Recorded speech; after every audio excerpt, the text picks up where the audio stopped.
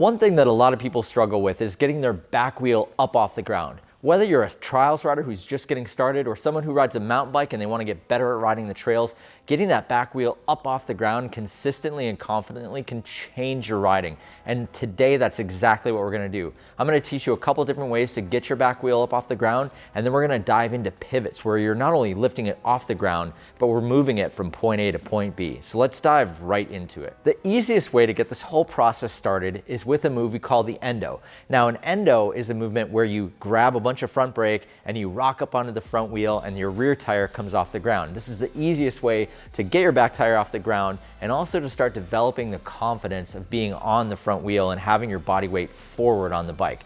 The only thing is it doesn't really help you with the rest of getting your back wheel off the ground in any other scenario. So this is kind of our gateway into getting our balance on that front wheel, but don't think that this is how we're going to be doing everything from now on. This is just how we start. So to start doing an Endo, you're going to roll along at a walking pace. You're going to grab a little bit of brake and pull that back wheel off the ground using the momentum. And when you stop the momentum with that front brake, that's when it comes up in the air. You want to go slow and steady into this one. Don't go screaming along and grab the front brake because that's the recipe for flipping over the bars. Just go slow, maybe aim to get your back wheel an inch off the ground just to get this whole thing started. As you get more and more confident, you're going to be pushing your shoulders over the handlebars. You're going to be lifting up that back wheel. You may even bend your knees to pull that back wheel up even higher. But really, it's just a matter of kind of iterating and working to get that back wheel up a little bit higher and a little bit higher. And this whole time, what you're doing is developing that confidence of having your body over the handlebars. As you're getting comfortable learning the Endo, there are 3 different things that I would suggest just to tweak it, just to get a little bit better at it. Number 1 is bending your knees and kind of pushing them out. When you do that, it actually makes room and pulls that back wheel up a little bit higher. Number 2 is try to push your arms out straight, almost completely lock them out just to push that handlebar out.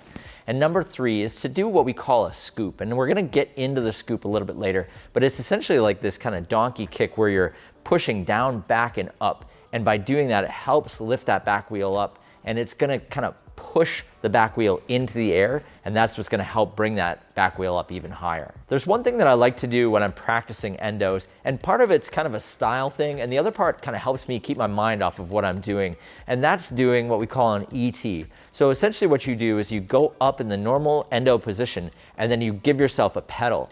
Now, you have to be high enough up so that you can pedal before your wheel hits the ground. But also by thinking about the pedal, you're not really focused as much on, oh my goodness, I'm over my front tire, or what's gonna happen now. It kind of helps you take your mind off of it. And it's just kind of a cool thing to do. So try the Endo ET if you get a chance. Now we're gonna move along to the rolling back wheel lift. We're gonna take a couple elements that we learned in the Endo and apply them here. What I mean is the scoop that we just talked about, where we're using our feet to push the back tire in the air, and also the confidence that we've built up over the front wheel. We're gonna be taking our body weight and pushing it over that handlebar. So essentially what you're doing when you're rolling along and lifting your back wheel up off the ground, you're unweighting the back wheel by putting all of your body weight over your handlebars, and you're using your feet to scoop and lift the back wheel up off the ground. One tip that I might suggest here, because we're not using our brakes to get that back wheel up in the air, but what you could do with your handlebars is kind of gripping the handlebars, rotate your wrist forward like this. That's gonna help you as you're putting your weight over the handlebars, as you're lifting up the rear tire with your scoop. Just give that little rotate on the bars, and that'll help you just get that extra little bit. All those little pieces start to come together. But I do want to tell you that you're not going to get it immediately. It's going to take a little bit of time to really get this whole thing going, get your muscle memory locked in. Once you start feeling confident with the Endo and the rear wheel lift while you're rolling, there's one more thing that we can work on, and that is the front wheel pivot. And what a front wheel pivot is, we're locking our front wheel in place and we're pivoting our back wheel around. This is awesome when it comes to switchbacks, technical terrain, any kind of wheel placement situation you find yourself in.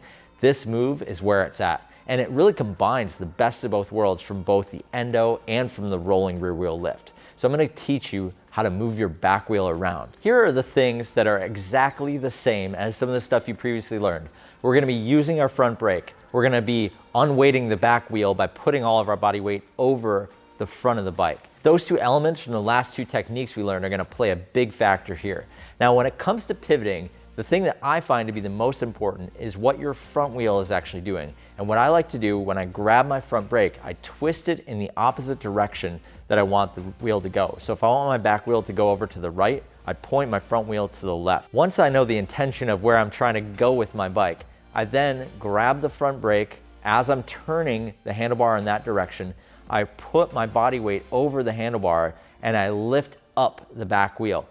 The other thing I'm doing is I'm using my back foot to push against the back of the bike to move the wheel in the place that I want it to be. And the combination for me turning the handlebars and then pushing on the back of the bike will then force the bike to straighten back out in the direction that I've pointed it. If you're having any trouble getting distance with your back wheel, try to endo a little bit higher. The more height you get with the back wheel off the ground, the more time it has to get to that next place. My favorite way to practice this trick specifically is to do what I call the clock. And the clock is basically me putting my front wheel down in one place and then pivoting my back wheel in a full 360 around that front wheel. The other way to improve at this trick is to actually pivot and see how far you can go in just one pivot. So, you start out doing just a couple inches at a time, but by the time you get really good at this trick, you can move it quite a bit in one shot. One thing I want to tell you is that practice makes progress, and you have to dedicate a little bit of time just rolling around in the parking lot, trying to get your back wheel off the ground, getting confident and comfortable doing exactly that. And this is one of the things I talked about in my 5 parking lot basics video, which you can check out right here. It's the 5 main things you should be practicing before you ride because they're actually going to help you on the trail. If you want to see the rest of the tutorials we've done for mountain biking, there's a whole playlist right here. Thanks again.